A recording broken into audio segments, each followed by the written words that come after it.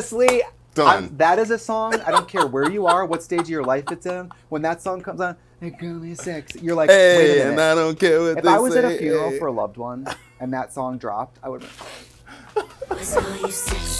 Yeah. like, And then like a leg extension. Hollywood.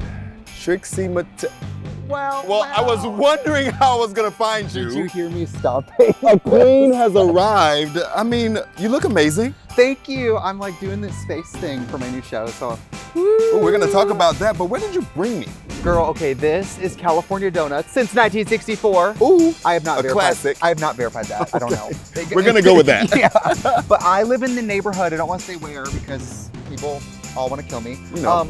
But I walk over here hungover. I get the most fabulous donuts and egg sandwiches, and I love this place. Well, we're gonna go in. I'm gonna try some of this food, and we're gonna talk about these people that want to kill you. Okay, great, perfect. Let's I'm go. scared now. Girl, you're fine. You'll be fine. Just push me on the ground and run.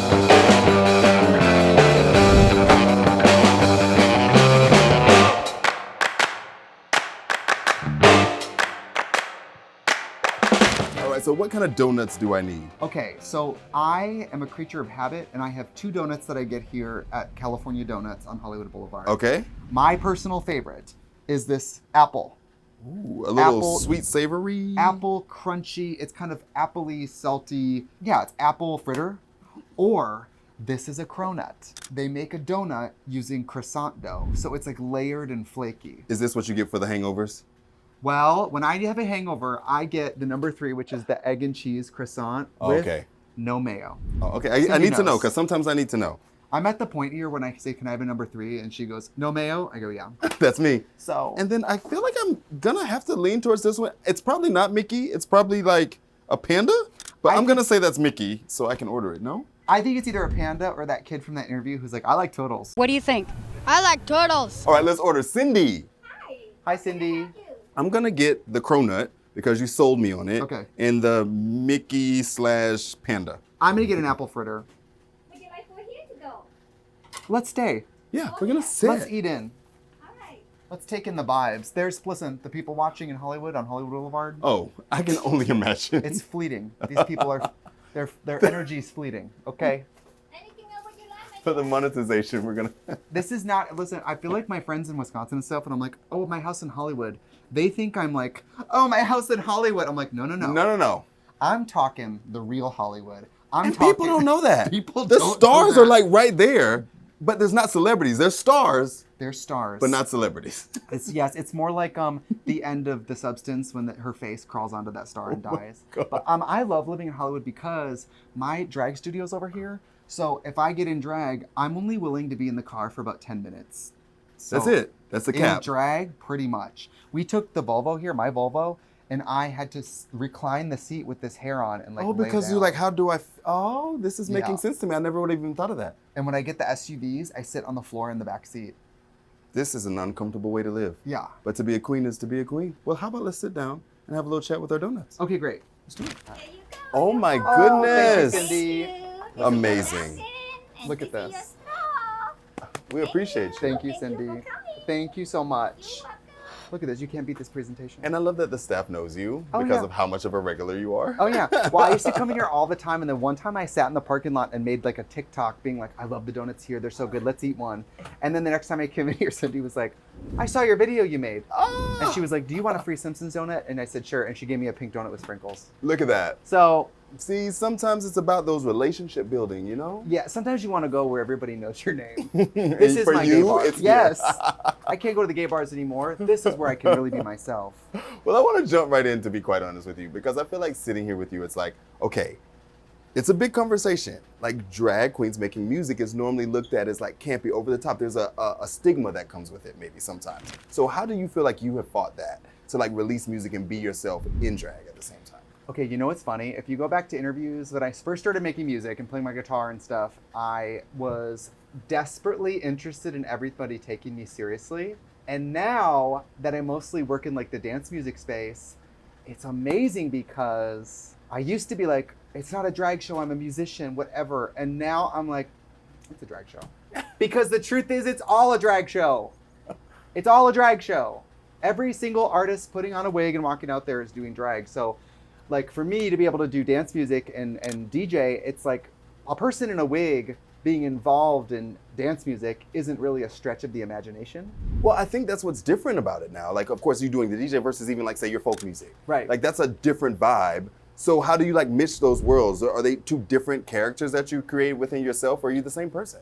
Girl, I don't know what I'm doing. I don't have a plan. I mean, I'm an independent artist. You know in movies when they're tracking the serial killer and there's like a cork board with strings? That's not me. I just go on instinct and vibe and feeling. And I started DJing during like 2020, so COVID happened.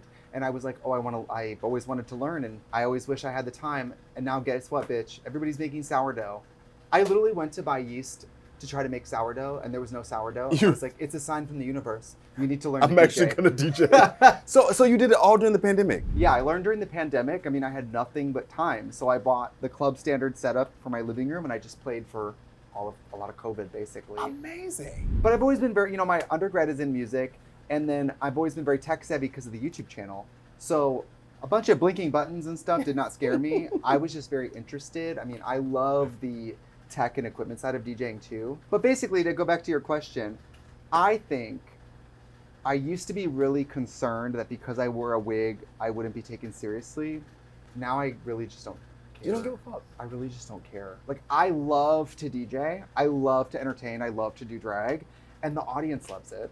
You talking about? So who cares? You said the audience loves it. I mean, we're the charts, so I got to talk about the numbers. Like One Stone hit #1 on our Heatseekers chart. So That's true. How was it to be like? You say you wanted to be taken seriously. Well, then you made the Billboard charts. So what was that experience like for you? Well, I just feel like people always comment on my videos like, "Oh, she's doing side quests," because people are like, we never know what's going to happen. And I grew my whole life I played guitar, right? I grew up in the country. I had my guitar and I didn't have many neighbors and I just loved to play guitar. So I would have never thought I would transition to dance music, but honestly, music is music. The genre police of who's doing what, like I don't really participate in that because again, I'm in a wig wearing women's panties. Like, who cares? What like now we're worried about, what is this weird? Girl, it's been weird. Well, I love that you said the genre police because then I just instantly go, oh, so you're Beyonce. You can just do whatever genre you want. Well, I would never, ever say on any media that I was Beyonce. But I will say that I went to Cowboy Carter last year and it changed my life. It was the only thing that's made me proud to be American in a long time. Oh, I feel like we all felt that way. We had a mutual experience. It was the best theatrical experience I've ever seen. And I found it very inspiring because in my shows, I'm DJing, but I'm in drag, and we have dancers, and I'm doing numbers, and there's visuals. So I try to always build out some kind of experience, and seeing Cowboy Carter do it, I was like, oh my God, this is so immersive, it's so moving. Notes. It like changed my life. I left a different person. I was in shock. Like Cowboy Carter left me in shock. I mean, when she walked out and did the national anthem, that put me in my grave. I was like, wow, okay, I'm proud to be an American in this moment. Yeah, it was amazing. And the great thing about being Trixie is I get to be the first person to do a lot of things. And as a cross-dresser, it's like, I didn't start doing this so that everyone would like me. That makes a lot of sense. Well, they do like you now, though. They do. I mean, let's talk about your experience at where you're going. You have a very busy festival season. I do. So outside lands, like how do you even prepare for all these festivals? And like we were talking about a little bit when we walked up, like everything that goes into being at a festival plus being a drag DJ. Well, I will say, I don't think the artists have it as bad as the people going to these festivals. I mean, the Facts. people, when I did Coachella last year, I was watching the TikToks of like, hey guys, hour 16 in my car waiting to get in. I was like, what? The way I, as the artist, would have turned around and went home. You're like, you know what? How much are they paying me for this? Yeah. Turn it around. I'm concerned about outside lands. I'm concerned about the outside part of it. Why are these festivals all in the summer? Why are they all outside? It's Bonnaroo, Tennessee Lightning in a bottle summer. you're doing as well. Lightning in a bottle. Oh my God, I hear that people call that lightning in a butthole. Is that a thing? Some of the other DJs said, oh, you're doing lightning in a butthole? I said, what? Is that what's happening out there? But they also abbreviate it as LIB, which is also Life is Beautiful Festival. So I was like, that's this too is confusing. The too branding confusing. department, we need to work on this. We need to work on the branding. I'm gravely concerned about the heat. I'm gravely concerned about, like, Coachella last year was 98 degrees, and I was in like really a hot. latex corset, and now I'm like, damn. You go from Hamburger Mary's Milwaukee, where they're grilling burgers, and you're like, damn, it's hot in here. And then you have this pocket of time where you're playing theaters, where you're like, the air conditioning is kind of good. And then you get to do the festivals finally, and it's like, well, guess what, bitch? That 100-degree humid weather, it's here for your ass. Yeah, I remember watching randomly, this is what sticks out to me, Shabuzi and T-Pain both at Coachella last year were like long sleeve, thick, heavy clothing. And I'm like, are you okay? They're not okay. They died. They have ice. They have packs of ice. Shabuzi, right in. I know you had bags of ice under the clothes, right? Honestly, my strategy this year, my outfit is not as death-defyingly binding. Okay. And I have to pick my battles because the other thing is, like, with DJing, I'm in drag, and I do something radical for drag DJs, which is actually play live. Oh, look at that. And I know that's kind of crazy. Oh, whoa, shots fired. But I worry about getting so sweaty that I can't see. I worry about the hair being so big that it falls off. I worry about... Oh my God, all this to think about. I worry about the drag falling apart. So I have to be very strategic about, like, I want to look cool, but I don't want the audience to be like, is she okay? The truth is she isn't. But I want you're making it look good. Yeah. Psychologically, a woman on the edge. But as far as heat, if you're cold, they're cold. Bring them inside. Like they say when your pets are outside in the winter. Mm-hmm. If you're hot, they're hot. Bring the drag queens into the walk-in freezer. There you go. My dream is that I'm at a music festival and I look out and I go, how are you guys doing tonight? And it's like Jack Nicholson in The Shining with the snow, like yes, frozen. Frozen. That is the dream. Well, like one time Katya and I did a show in Hamburg, Germany, and they moved our venue to an outdoor circus tent in November.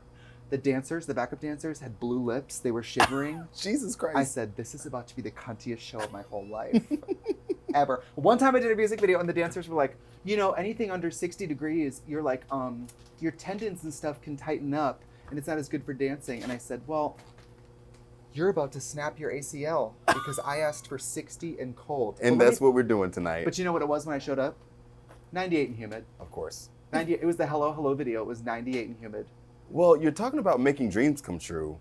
Lollapalooza is the crazy one to me here. Can you believe that? Like, you're taking Super Disco to Lollapalooza is wild. That's like, I think that festival's bigger than Coachella a lot of times when I'm at Lollapalooza. It's 4 days, it's massive, it's in the middle of the city. How do you prep for that one? Well, again, I'm from Milwaukee. I mean, I've done Chicago Pride. I've played Market Days. I think it's going to be hot. It's going to be very hot. My main concern is the heat. I know that you're all here to hear about my music and my costumes, my hair, but I'm here to tell you, I feel like this is like for just the cost of a cup of coffee a day, you could supply a drag queen with a bag of ice that she could shove in her tucking panties. Like, that could be really fun for you. I just am very concerned about the heat, but I'm very grateful. And I don't know, in some, like Orville Peck and I used to always talk about this. When I was doing folk music, we would do the same festivals, and he and I were always like the folk music diversity hire, you know? And yes. The great thing about dance music is the girls, the gays, the theys. It's kind of the house that queer people built, black people, queer people built. Dance music came from the loins of black queer people. And so as much sometime when you look around and it's mostly like straight guys DJing in gym shorts, I am like, well, gay people, our name is on the marquee of dance music, so whatever. You know what I mean? And how do you feel like your fans have grown with you through this process? Like people that have followed you from the folk music to the DJing, dance music, like do you see different people in the crowd as like, oh, these are the same people that have supported me all times, or is it different groups? It changes, and it's always interesting because some people only like me from The Bald and the Beautiful with Katya. Mm-hmm. Some people only like me from Drag Race. Some people only like me from my YouTube channel or Beauty. That's so interesting. So I have like infinity stones as Trixie of like all the different things I do, and people basically with my content, some people love my remixes or love to watch me DJ or only see me on TikTok. Like, wow. People like me from all different things, and I just hope they show up, and they always do. So I'm very grateful. And I try to put a lot of work into my shit, so no matter what I pivot to, like, hi, I'm gonna open a motel. People are like, okay. Oh, we're gonna talk about this motel. First of all, how do you even get a reservation to this motel? Because it's apparently very poppin'. It is popping. I will say it's funny because I thought it would be like owning a gay bar, but it's like a gay bar where no one leaves. So Yes, like if they stay. get blacked out and crazy, it's like, well, they're sleeping right there. Yeah. So Every gay man needed that. yeah. What made you decide to do that? Well, it was COVID. I was very industrious during COVID. I see. You were building businesses. I was channel surfing and I was watching the Very Brady renovation show and I was watching The Simple Life. And the two in my mind my partner David at the time, I said, wouldn't it be crazy? I've always wanted to open a Trixie Motel. And he had a similar feeling. And so we just started looking at properties, and I found that property on Zillow. It was zoned as a residential property. So I wasn't even looking at commercial properties. A little pink motel showed up on the search, and I was like, wait a minute. And yeah, we got to partner together and open it. And it's beautiful, and people love it. Ah, I can't wait to visit. Now, we were talking about the donuts. So what I like to do when we're not eating is do a little thing I call discourse. You know, we're gonna have our discourse with our food. So we're gonna kind of gamify this a little bit. I'm gonna ask you questions, and then if you don't wanna answer it, you have to take a bite. Okay. All right?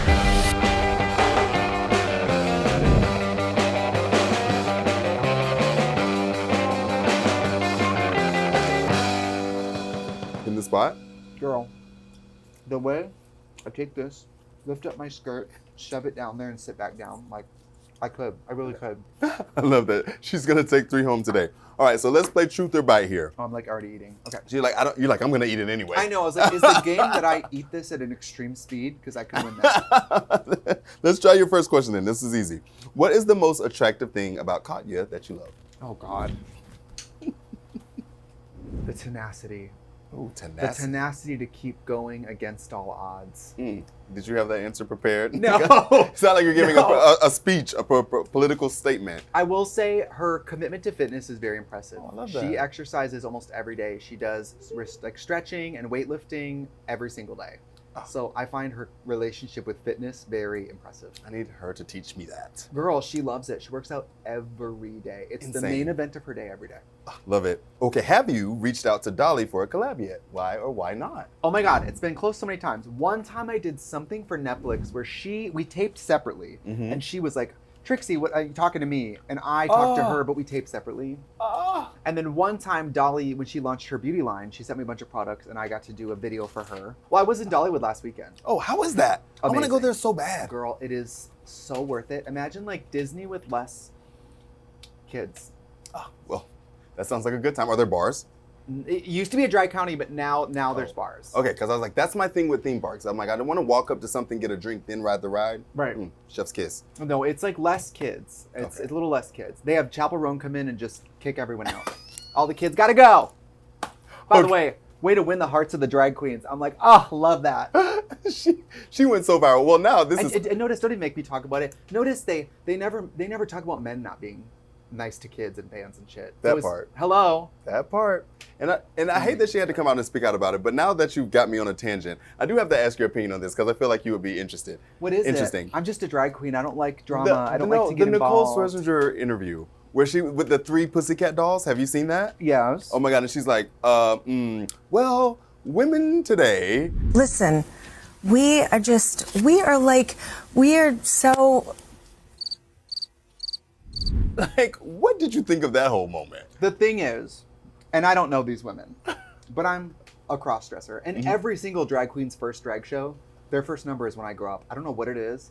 That song Yes. is every When I drag Grow queen's Up. first number. Hey. But the problem with that is every time you Google a drag queen doing it, it's their first time in drag. So you got some absolute brick being like, when I grow up. It's like, girl, go home. You still Grow got up. some growing up to do. Don't come back to the club in that wig until you grow up. But I love the Pussycat Dolls, of course. I just thought, if you know that question would be asked, there's always a packaged way, like ahead of time you go, here's what I'm gonna say. Yeah. You know, it reminds me of like when I did All Stars 3 and Katya was in rehab and we had to do the red carpet, and I was like, oh, I know they're all gonna ask about Katya. So beforehand I was like, I gotta find a way to say something positive without being too revealing so then we can move on. Perfect. I just feel like sometimes Little you prep, have to just a know little bit. you have to know that not you. Of course. Not you. I have to prep too, But all journalists, but not you. though. All journalists are venomous vipers looking to use you and toss you aside like a cum rag. But not you. Never you. It's not me. I hope. Not her. But I'm just saying. Put me in front of Chaperone, maybe I will. I'm just saying it's always a good opportunity to just have a little bit of a plan of, but I'm crazy. I walk around my house sometimes and I answer imaginary interview questions. See, but that's good because you're prepared. There we go. I'm like, oh, I'm doing an interview. What's coming up? Mother's Day. I'm like, oh, I love my mom. Thank you for asking. No one asked. No one asked. No one asked. No, that's. I'm at home. But I love that we're talking about these viral moments. We talked about Chappell. We talked about Nicole. I want to talk about your viralness. So tell me, what's the like craziest thing you've ever read about yourself that you were like, for real though? Oh, always find out who I'm dating from the internet, which is funny. People think I'm fucking Brandon, my assistant. No, Brandon! I am not. Jesus, don't put Brandon on blast like that. Just call me Jellyfill. People think. Is there a hair? It's the tiniest bit. See, does this look like fucking to you? This is a very romantic thing, the way he's fixing your Some hair. things are closer than love. Ew. Sisters by chance, lovers by choice. Yeah. That's this. What do you say, sister? Well, Sister dick make you sick. It's very sick. Sister dick make you sick? I've never heard this in my life. I learned it from Courtney Act. What? Mm-hmm. Okay. Taking no, that one to the bank. What's scandalous? I don't know what they. I don't know, girl. People are genuinely pretty nice to me. I put out so much content where I speak unscripted on a weekly basis. So, Katya and I talk unscripted now for 10 years. In a general sense, our fans give us a lot of benefit of the doubt. We're good. very lucky. That's good. I love We're that. very lucky. Drag fans can be crazy, though. They're passionate. Well, we love passionate people. Passionate. But you feel like when celebrities talk about fans and they say passionate, they mean crazy? Like that guy who snuck into my house was passionate. Somebody, did that happen? No. Oh, I always leave how the you back gonna door drop that unlocked, in there? but no one ever comes. You go. I'm on my Stop Instagram it. story like, you guys, I'm going to bed. Back Going to bed. door's open. Oh my God, nothing. Oh, And I stop wake it. up well rested. No one cares. Who would you want to play you in a biopic? Okay, I've thought about this a lot. Dove Cameron. Oh, Sabrina Carpenter. I saw Obviously. her on The Muppets. I mean, I know her from other things, but I watched her on The Muppets and I was like, her in the lingerie doing this kind of like, she's kind of doing a character, a drag character. I mean, I love that Muppets episode. I also love that that's when you watched her and was like, yes, girl. I'm very late to the game on like a lot of things. A lot of things. How do you feel about queer slang being used by non-queer people or adapted, like the clock it, all of it? How do you feel about that world? I think we have to screen people. I think we have to know Oh, who I you voted like for this. before you say that. Ooh, You know what I mean? Yes. If you're like, clock it, I'm like, did you clock it in that booth, bitch? Yes. Did you clock it in that voting booth, bitch? But I don't know. I am not in a place to police the use of queer language because even that's all stolen from black people. Okay. So how am I I the love police? that you're out here preaching the truth. Is that bad? No, it's not Okay. bad. I love it. I just feel like I can't be the police of that. But also gay people aren't a monolith. Like some people are probably like, don't say it. I don't know. I have so many people who love Trixie who are not queer. And to me, it's like, you love a queer art form, you support queer artists. Me, I'm too loosey-goosey. I'm like, say fag, do it. Do it. Whatever. You know what I mean? Yeah, but I don't have a good answer. I It's got too you. No, complicated. it's a good answer though. It's your answer. That's all that matters. I should have practiced that one at home. See, you didn't practice. See? You were worried about Mother's Day. Oh I my know. goodness. Okay, so if I pulled up your Spotify rap right now, what artist on there would completely shock people that's like out of the ordinary, completely ruin your reputation? Oh my God. Speaking of reputation, I'm a new Swiftie. New Swiftie. This is news. This is interesting to join now. I know, and I don't want to be uncultured, like an uncultured swine, but I think that this album that everyone said wasn't good is Life the of a first one Showgirl? I've responded to. I really Stop like it. What I track is don't it for know. you? Fate of Ophelia, Oh, Opalite, yes. these singles, I was like, what the? These are amazing. You guys hate this I music? love this for you. What else do I love? One of my all-time favorites is the Avalanches. They're like my top played. This band, they make these albums from tens of thousands of samples from movies and films and TV shows, and they're just amazing and genius. This album called We Will Always Love You is an album that talks about space and cosmic experience and life and death and belonging, and it just makes me cry every time. I listen to it probably once a week. Oh, love that. Okay, I'm going to check it out now. Oh, And Tammy then Brown. Tammy Brown. Tammy Brown has good music. I love that you went from Taylor Swift to Tammy Brown all on Well, your they're song. so similar, don't you think? Reputation album. Yeah. They could both make it. Yeah. And then also, who is your favorite drag queen? Oh my God. RuPaul. I mean, is that a cop-out answer? It isn't. Okay, good. I like that. She eats. She's incredible. She's how I feel about Missy Elliott. We are alive at the time of a master, and we kind of like don't talk about it. Like RuPaul changed the world forever. Changed my life, your life, all of our lives forever. Everybody who's watching this, all of this is because of RuPaul. Yes. I really feel like Give that. the credit to the legends. Give it where it's due. She's like in Mean Girls when she's throwing the papers in the hallways. Like that's RuPaul with opportunities for queer people. It's just like, whew, whew.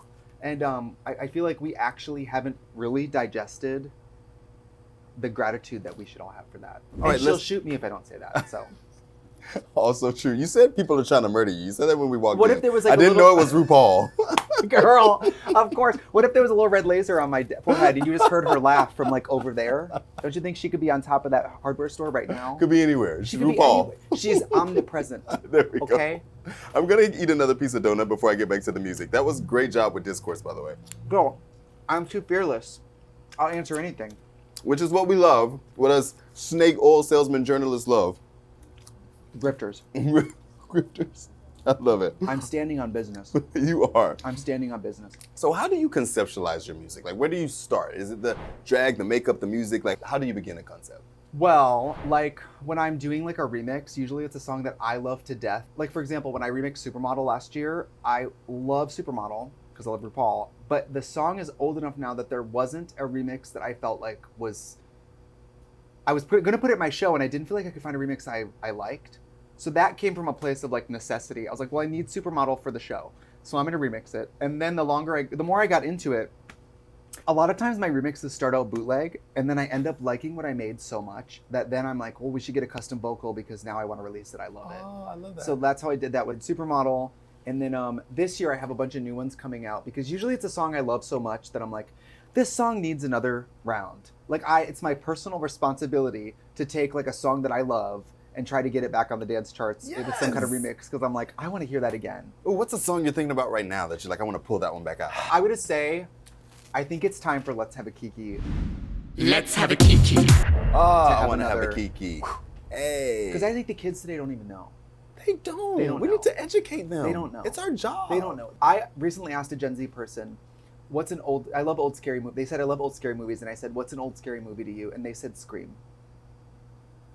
And at that moment, I got in my hydraulic chair that brought me back up the stairs in my house. Yep. And I just laid down and put on my moo-moo, and I turned on Murder, She Wrote and just released myself to death. Did you see that viral video where they didn't even know who Whitney Houston was? Love that. On a college campus. They were just showing a picture of her and nobody could name it. The closest somebody got was Brittany Houston. Brittany Houston? I actually love that. Brittany Houston? Yes. Now, if we could combine the powers of Whitney and Brittany, I mean, would be a great artist there. the gay part of me was like, wait a minute. We're Whitney working Houston? on Yeah. something here. Is this a mashup coming down the... I mean, come on. Yes. Okay, it was born here. I can't wait for that one. I always use that Britney acapella, the beginning of Work Bitch, which is like, Oh, you yes. wanna... I'll just bury that in things because I'm like, yeah, I always Yes, wanna, I Britney. wanna. I always do wanna. So I don't know, when I'm picking remixes and things to put in my shows, I usually start with like, for Super Disco, I knew I wanted to do something with space. And then I was like, well, now I have space. Where do I want to go from there? And then how did you even come up with that aesthetic, like space? Because coming from folk and then picking a space aesthetic, how do you like combine those different worlds of yourself? Well, I always be doing like my annual switches. Like for a while I did a country thing and then I did a disco thing. And then now I'm kind of doing this. I mean, I always do the 60s. I love the 60s. So at first I just watched like 16 hours of news a day and I'm so disgusted with the human race. Aren't we all? So I thought of a show where I wanted Trixie to be a hero and save the world out of my own personal fulfillment. There she is. So then I was like, well, but at this point, I don't really want a human being to be the hero.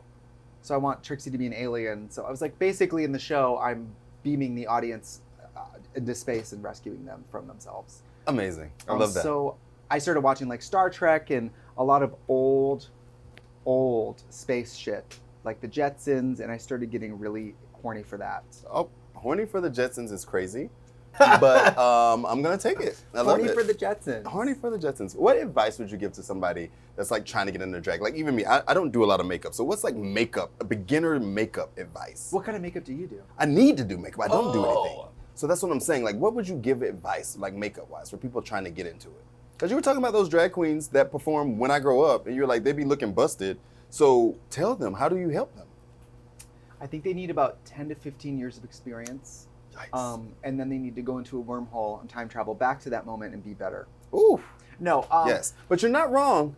Because everybody's been debating about my job lately as well. We were talking about that. I know. So again, it's like you do need those years of experience to be able to do something. I think it's the most important in drag. I think it's the most important thing to realize that you are not in competition with anybody else. You are your own thing. And if you aren't your own thing, that's a bigger problem. Like, if you really are doing something that nobody else is doing, they're going to call you when they want you. And so I think the most important thing is to take risks and follow your instincts. Every single time in my life, I have second guessed and not done what I thought was good. It's always later I'm like, I should have done that. I knew I should have done that. Why didn't I do that? Because I was scared or I doubted myself. I think as drag queens, we're supposed to be fearless, but we also want to be successful. And so we get scared and we water things down. We try to make it accessible. If I could talk to my young self in drag, I would tell myself to be bolder, faster. Be bolder, faster. I took too many small increments to get where I was going out of fear, and I wish I would have come out of the box just swinging bigger and looking worse, and like swinging bigger and looking worse, and like, you know, evolving faster. My fear of looking stupid was always holding me back. And the irony is, like, I still look stupid now to a lot of people. Well, but the people love you. I keep telling you that, and I think that's what's so great. So, how'd you even get the name Trixie Mattel? I don't know. I'm sure you've been asked that, but where'd you come up with your drag name? Well, RuPaul was taken. I wanted Shannon Doherty, but of course that was taken too. I was in the Rocky Horror Picture Show. Oh, yes. In Milwaukee. And the character that I got was Trixie, which was like the character that does science fiction double feature. And when I was younger, my stepdad, who I did not get along with, used to call me a Trixie when I was acting too feminine or like emotional. So I hated that word because it's a slur for gay people in some circles. And so when it got selected for me by fate that it was the character in the show, I just was like, yeah, let's do that. And then I was on Facebook at the time, and you needed a last name to make a Facebook. And so I was like, well, I want to look like a toy. What is a famous toy manufacturer? So that's how I came up with it. And then I thought it had a nice ba-ba-da-ba. I like the ring of it. Yeah, it does. It's great. Now I need a drag name. But I almost was Cupcake. Cupcake? And then me and the rapper would have been like... Oh, no. We would have been... competing. Fight to the death, right? Of course. And I would never have surpassed the real Cupcake. So I'm glad I picked Trixie Mattel. Okay, now I'm going to think of this. I have to end on this. Like, what... Trixie Mattel and Tetris... What would my drag name be? Tetris... What's wrong with Tetris? Tetris alone? That's it? That's enough? If I show up in drag? One of the most famous drag queens in the world is named Bob. Bob? Well, but he gets the drag queen. So we're going to add that. Tetris, but you said the drag queen. Oh, ooh, That's what I'm saying. Tetris is already... I think Tetris is great. Although, I'm going to tell you, Tetris might sue you. You need to Tetris, change the stay spelling. away from me. You need to change We're going to the do a little spelling. something different with the spelling there. You could be Miss Tetris. And guess what? I'm going to show up to your next performance, and I'm going to perform When I Grow Up. Yeah, honestly, Done. that is a song. I don't care where you are, what stage of your life it's in. When that song comes on, that girl is sexy. You're like, Hey, wait a minute. and I don't care what If they I was at a say. funeral Hey. for a loved one and that song dropped, I would Yes. like. And then like a sometimes- leg extension. Yes, and same with buttons. Oh, Okay. classics. Some songs just permeate. There are songs that I swear to God were sent from space to make the world better. And it is When I Grow Up. When I grew up, Groove is in the Heart. Ooh, yes. Groove is in the Heart. Love Shack by the B-52s. Okay, you're going in a way different direction than me. You're doing classics. I'm like, Hillary Duff, why not? Hillary Duff, Come Clean. Oh, yes. Sent from the heavens. Thank you, thank you. Thank you so much for hanging out with me and bringing me to donuts, Trixie. Of course. This is fun. I think the world needs more cross-dressers and more donuts.